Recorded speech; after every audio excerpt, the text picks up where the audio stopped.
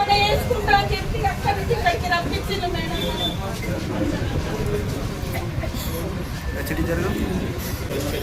నేను ఒక మహిళని, అందరూ ఒక్క మాట అధ్యక్షురాన్ని, నేను మస్తు చాలా కష్టపడ్డాను. చాలా సంవత్సరాలు అయితే నేను కష్టపడబట్టి నేను మహిళలకు అండగా ఉంటూ అక్కడ కష్టపడుతున్నా.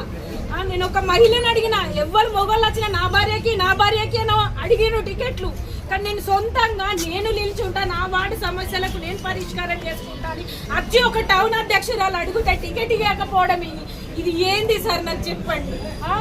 కన్ఫర్మ్ నిన్న నైట్ దాకా కూడా కన్ఫర్మ్ అయింది సార్ నాది. మార్నింగ్ ఎట్లా చేంజ్ చేస్తారు సార్ చెప్పు. 8:30 కూడా నన్నయ్య ఫోన్ చేసి రమ్మని చెప్పిండు, దీపం తీసుకోపో అని చెప్పి. ఆడ 2 గంటలే సార్ మేము కూర్చొని.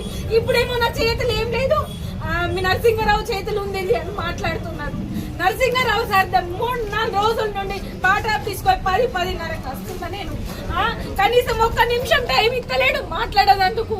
ఒక్క మాట అన్న నా చేతిలో ఏం లేదని అంటే, మీ చేతిలో లేకపోతే ఓల చేతిలో ఉంటది సార్. నాకు అర్థం కాదు.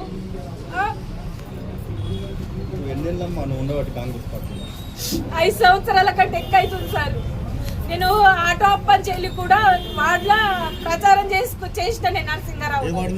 మాది మెట్పల్లి 24వ వార్డు సార్.